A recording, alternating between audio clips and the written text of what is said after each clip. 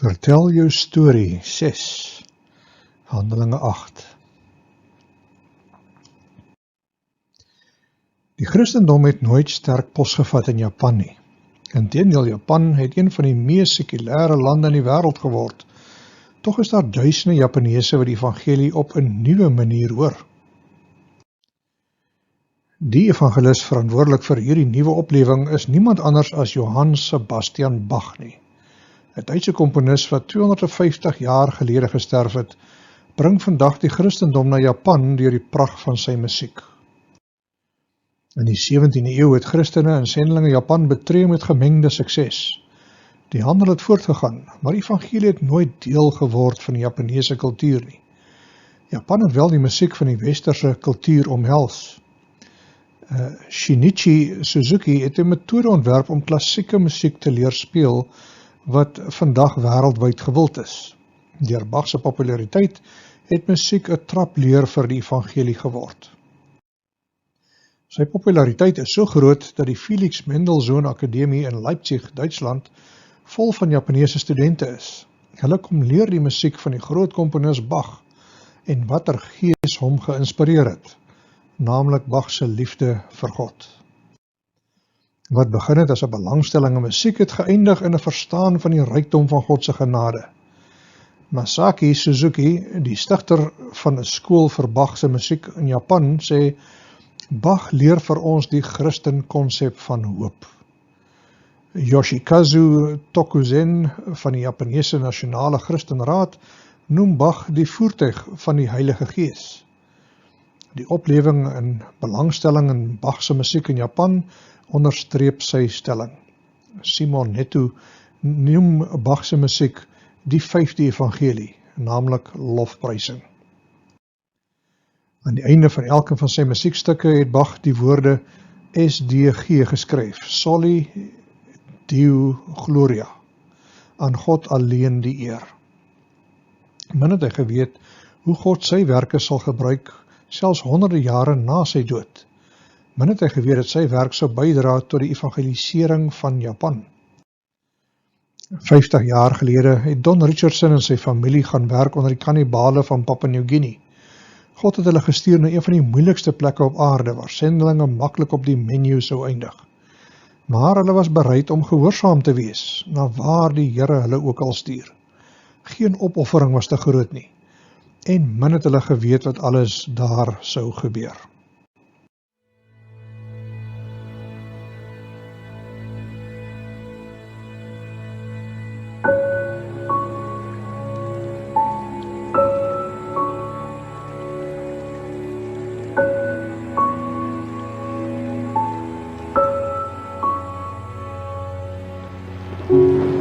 It was 50 years ago when my mother and my father began an unforgettable journey. I was just 7 months old when they moved deep into the jungles of Papua. We made our home among a small tribal group known as the Sawi. My dad learned the language, my mom treated the sick, all with the purpose of telling them about Jesus. But the people did not respond. The Sawi were headhunters. They were cannibals. They lived in a constant state of war. As time passed, we began to lose hope that the gospel would take root. My parents were faced with a decision. Finally, Dad explained to the Sawi that if they kept on fighting, we could no longer stay. But the Sawi were desperate to keep us around. So they finally agreed to make peace with each other. In order for that to happen, each Sawi village gave an infant, a baby boy, to their enemies. And this child became known as the Peace Child. It was through this unexpected exchange, buried deep in their culture, that my parents were given a perfect opportunity to share the gospel with the Sawi, to explain to them that God sent His very own Peace Child, Jesus, to make peace with us. It's been 50 years since that day, and we're very anxious to see how the Sawi are doing.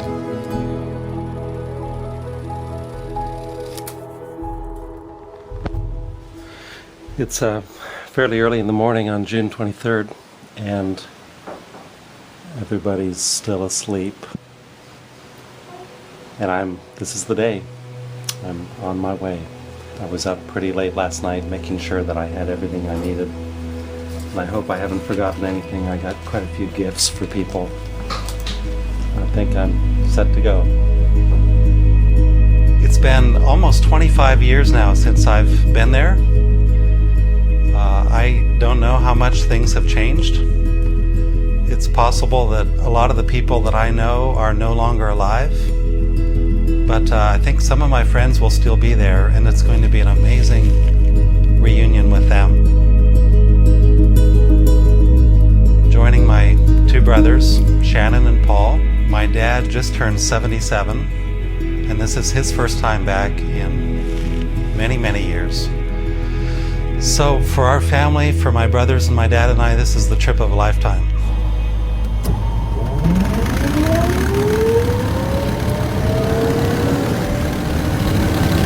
So now we climb, all we do is climb, and we'll just keep on climbing until the day we die, until the day that we die, until the day that we die, until the day that we die, until the day that we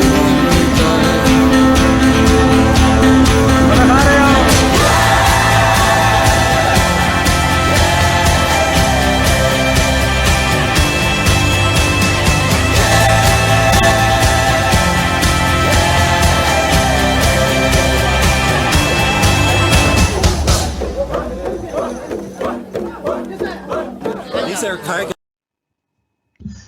Papua New Guinea, weens die werk wat Don Richardson en ander sendelinge daar begin het 50 jaar gelede, is daar vandag verskeie kerke onder die afgeleë stamme wat die Here dien.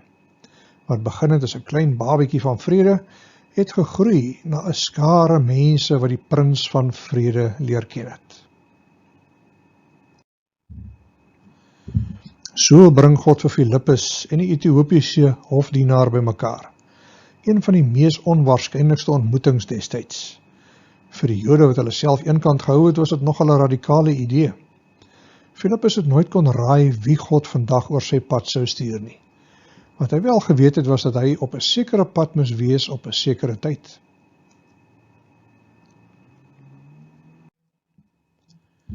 Handelinge 8 vers 26. 'n rukkie later het 'n engel van die Here na Filipus gekom en vir hom gesê: Jy moet dadelik vertrek. Vat daardie verlate pad vanaf Jerusalem na Gaza toe. Begin stap na 'n suidelike rigting. Filipus het dit gedoen. Langs die pad het hy op 'n Ethiopiër afgekom. Dit was 'n onmande amptenaar wat in diens van koningin Kandake van Ethiopië was. Hy was haar minister van finansies. Hierdie man was pas in Jerusalem om vir God te gaan aanbid, en nou is hy weer op pad terug na sy eie land toe.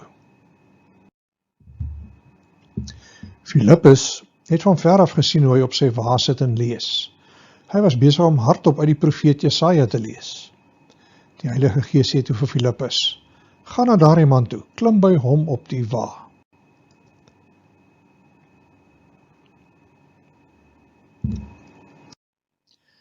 Die Ethiopiër was nuuskierig oor die skrif wat hy gelees het, maar verward. Geskrifte was duur en skaars en hy moes redelik welaf gewees het om sy eie kopie van die skrif te kon hê om te lees. Anders as die meeste reisgidse van ons tyd, was hierdie boekrol geskryf in 'n vreemde taal en vertel dit 'n vreemde storie. Filipus het vinnig nader gehardloop en gehoor hoe die amptenaar uit die profeet Jesaja sit en lees. Verskoon tog meneer, maar verstaan jy wat jy daar lees, het hy hom gevra. Nee, want ek het niemand om vir my te verduidelik wat dit alles beteken nie, het die Ethiopiër geantwoord. Maar wag, klim hier langs my op die wa, dalk kan jy my help, het hy vir Filipus gesê. Filipus verduidelik die skrif aan hom en deel die goeie nuus van Jesus. Ten spyte van 'n taal en kultuur en rasprobleem was hierdie ontmoeting deur God gereël. Hy het reeds die Ethiopiër se hart voorberei, en so ook vir Filipus. Wat sou die kans op sukses wees vir so 'n ontmoeting op die stowwerige pad daar in die verlatenheid. Filipus sien toe dat hy besig was om die volgende vers uit Jesaja te lees. Hy is soos 'n skaap na die slagpale toe gevat om geslag te word. Hy is soos 'n lam wat nie 'n geluid maak wanneer hy geskeer word nie. Hy het nooit eens sy mond oopgemaak nie. Die mense het hom verneder. Hy is glad nie regverdig verhoor nie. Hulle het hom doodgemaak. Wat sal nou as sy nageslag beskou word? Die amptenaar vra toe vir Filipus: Sê my, oor wie skryf die profeet hier? Filipus het dadelik begin om uit hierdie teksgedeelte met die Ethiopiër oor Jesus te praat. Die Ethiopiër glo, bely sy geloof in die publiek deur gedoop te word. En so 'n publieke verklaring is gewoonlik 'n groot stap vir 'n gelowige en ook vir sy vriende, waarin daar openlik afstand gedoen word van 'n vorige lewe en 'n nuwe lewe saam met Jesus gekies word. Hy was nie bekommerd oor vervolging nie. Hy het nie omgegee wie hom sien as hy gedoop word nie. Hy wou net Jesus ken met sy hele lewe. 'n Rukkie later ry hulle by 'n waterstroom verby. Toe die Ethiopiër dit sien, sê hy: Kyk, hier is water. Hoekom kan ek nie sommer hier gedoop word nie? Dadelik het hy die water stilstand gebring en saam met Filipus die water ingestap, waar hy deur Filipus gedoop is. Toe hulle 2 dae na uit die water kom, het die Heilige Gees skielik vir Filipus kom wegvat. Die Ethiopiër kon hom nie meer sien nie. Die Ethiopiër keer terug huis toe en Filipus word na 'n nuwe plek geroep. As gevolg van daardie skramse ontmoeting in die wildernis, het 'n kerk in Ethiopië ontstaan wat tot vandag toe nog sterk groei. Deur die eeue heen was die Ethiopiese Christene toegewyd aan God en was dit die eerste kerk in Afrika nog lank voor Jan van Riebeeck in die Kaap aangekom het. Maar hy het glad nie omgegee nie, want hy was verskriklik bly oor wat met hom gebeur het. Sy lewe was nou splinternuut, omdat hy die goeie nuus oor Jesus geglo het. Intussen is Filipus in Asdod aangekom. Vandaar af het hy van die een plek na die ander die evangelie aan die mense verkondig tot reg in Caesarea. Filipus se taak was nog nie verby nie. Hy het heen en weer gereis met die evangelie en op die ou end 'n marteldood gesterf vir sy roeping om Jesus bekend te maak aan die heidene. Dit lyk of God sekere mense oor ons pad bring vir 'n rede. Party vir 'n rede, party vir 'n seisoen en party vir 'n leeftyd. Dit is belangrik om te weet hoekom mense in ons lewens is, sodat ons hulle behoeftes kan ontmoet, ons eie behoeftes kan ontmoet en nie teleurgesteld is wanneer die tyd aanbreek om weer aan te skuif nie. As iemand in jou lewe is vir 'n seisoen, is dit gewoonlik vir wederwysige hulp, groei en deel met mekaar. Hierdie is mense op wie jy kan staatmaak vir hulle ondersteuning en aanmoediging, selfs al is hulle net vir 'n kort tydjie in jou lewe.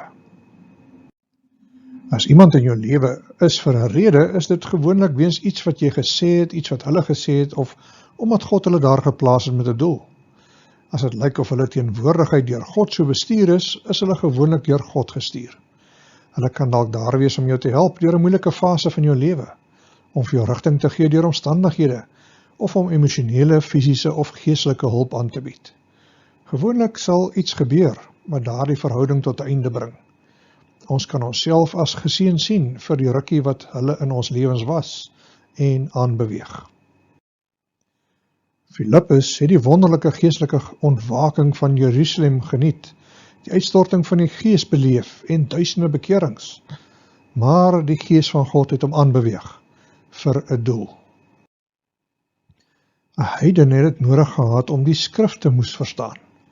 Filipus was God se antwoord. Hy is deur God gestuur. En nadat hy die man gehelp het, het hy weer aanbeweeg na 'n volgende plek. Het lyk of Filipus se bediening hom weggeneem het uit sy gemaksone en hom blootgestel het aan die mense buite Israel wat ook op God se hart was. Ook Petrus en Paulus is deur die Here gestuur na die heidene. Hoe lyk jou bediening? In wie se lewe is jy betrokke vir 'n rede? Is jy daar waar die Here jou wil hê? Kom ons kyk na wat met 'n laksman gebeur het, omdat hy daar 'n kind van God op die regte plek was.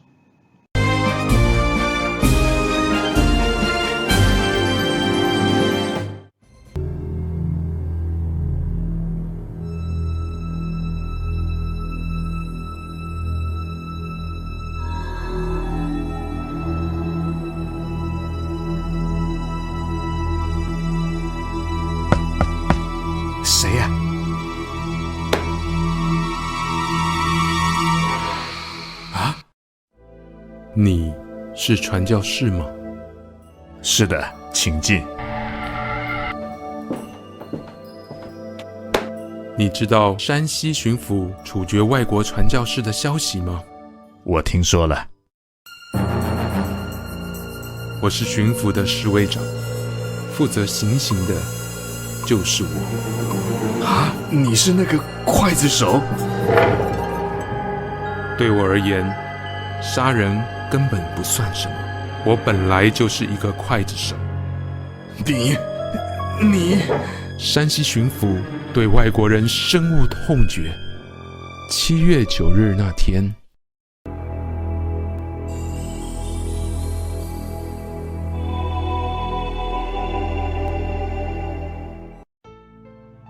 哼，这群洋鬼子死定了！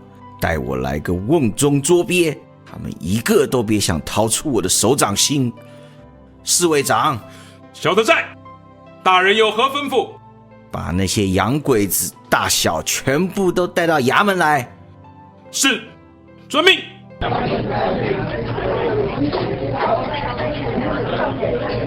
官长大人，恳请您保护我们的安全。哼，可恶的洋鬼子，你们全都得死！啊，这是怎么回事？主啊，愿这罪不归于他们。主啊，我将我的灵魂交给你。亲爱的，我们天家见。是的，我很高兴，我们即将见到主耶稣了。爸，我好害怕。宝贝，不用怕，我们即将回到天家，永远和主耶稣在一起了。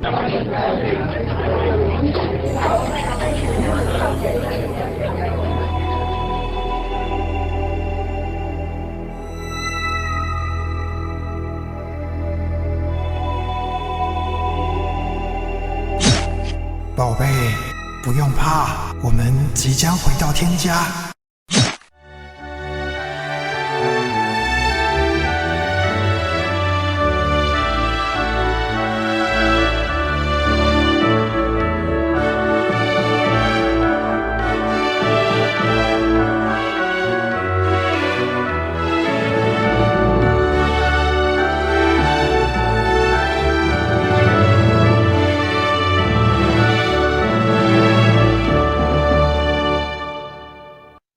我永远忘不了那些传教士们面对死亡的画面。那一刻，我知道他们所信的耶稣是真正的上帝。上帝能原谅我这个大罪人吗？我可以做什么来赎罪呢？朋友，让我们一起来看圣经。圣经上说，看哪，神的羔羊，除去世人罪孽的，主耶稣已经为你的罪付上了赎价。你只要悔改相信他，上帝就赦免你一切的罪，并要赐给你永生。太好了，我愿意接受耶稣基督做我的救主。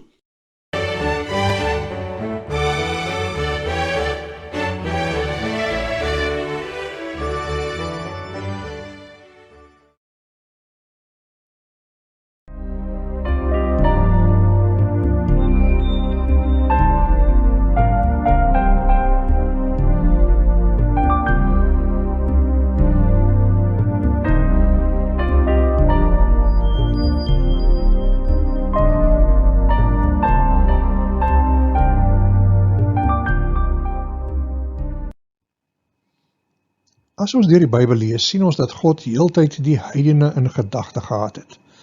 Vanaf Genesis tot Openbaring sien ons God se liefde vir al die nasies, al die volksgroepe. Elia het 'n heidense weduwee gaan help met haar nood en hongersnood. Elisa het 'n heidense melaatse generaal Naaman genees, deur hom na die Jordaan te stuur vir 'n verjongingskuur.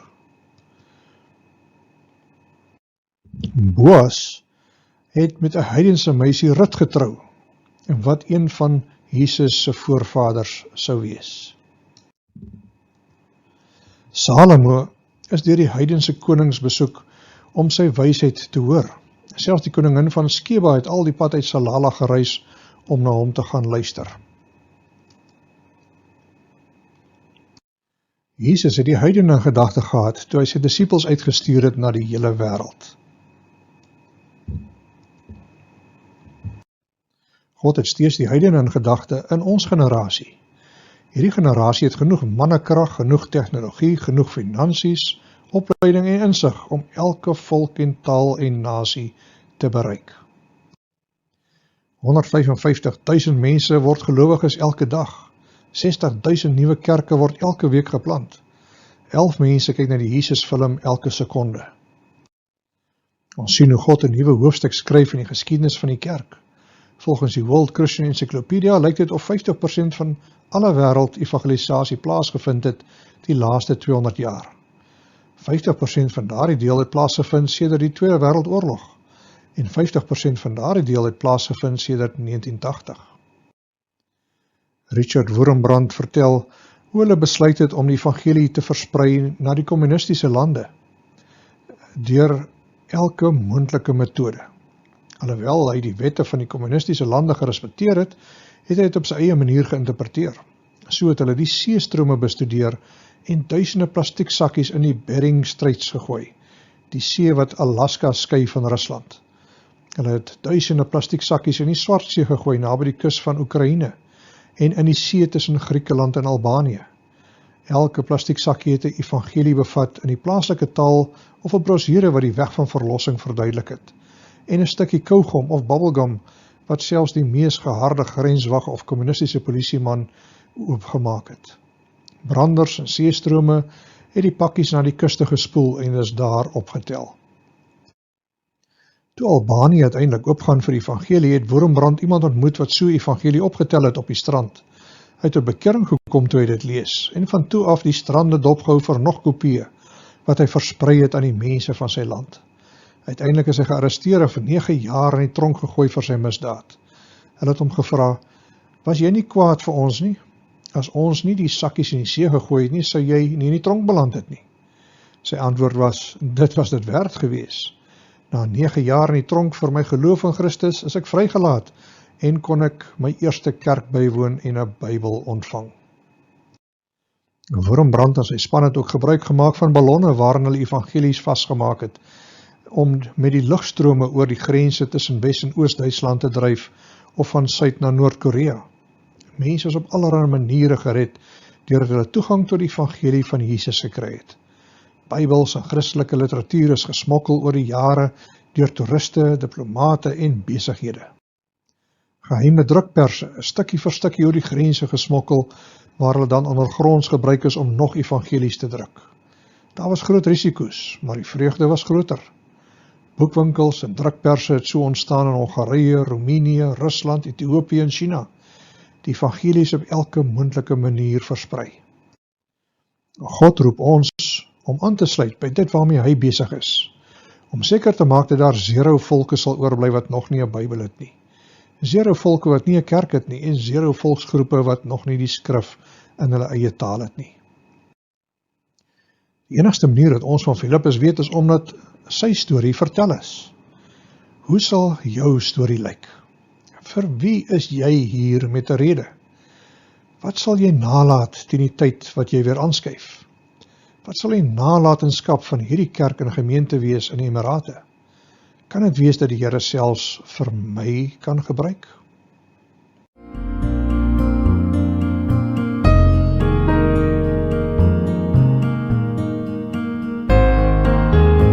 Sarah was born in April of 1976.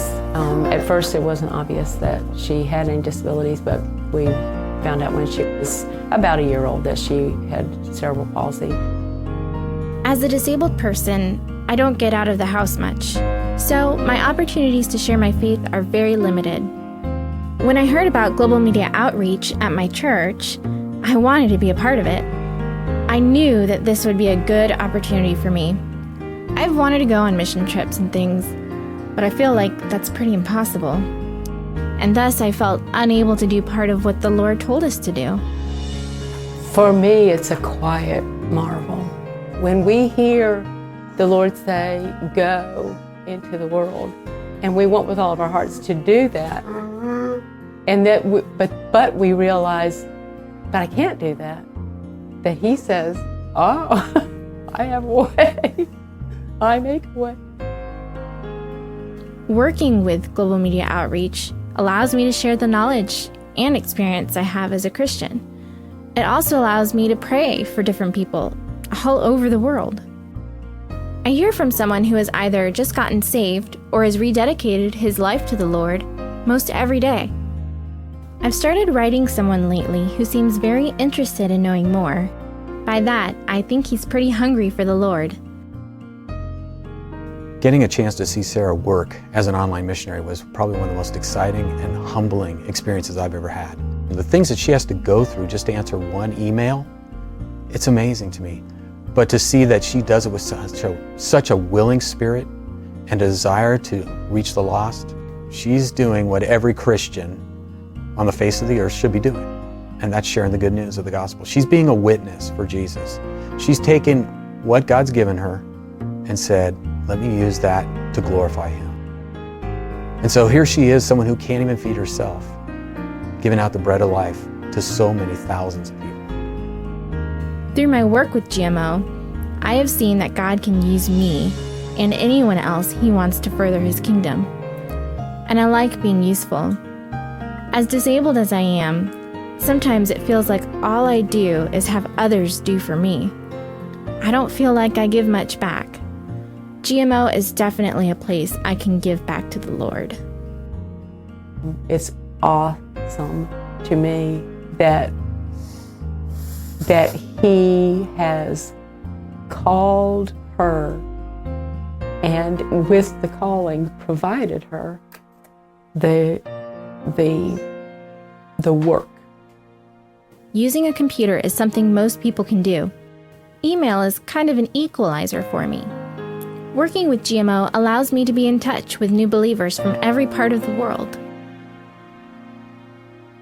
My life may be very limited because of my disability, but through Global Media Outreach I can touch the world.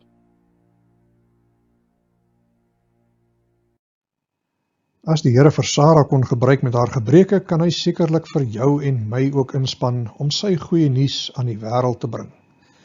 Jy is reeds deur God toegerus vir die taak. Hy dink jy kan. 'n Skip is nie gemaak om maar net in die hawe te lê en mooi te lyk en weg te roes nie. Die skip is gemaak om uit te vaar op die groot oseaan, om plekke te gaan waar sy kaptein hom heen vat.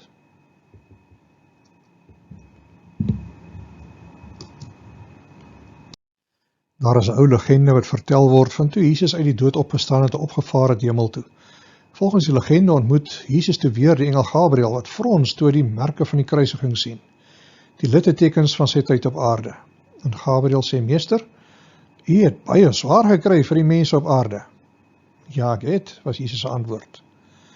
En Gabriël vra, weet hulle almal nou van u lewe en vergifnis? Het hulle almal gehoor van die kruisiging en opstanding? Nee, nog nie, antwoord Jesus. Op hierdie stadium is daar net 'n handvol mense in Palestina wat weet daarvan. Gabriël lyk stom geslaan.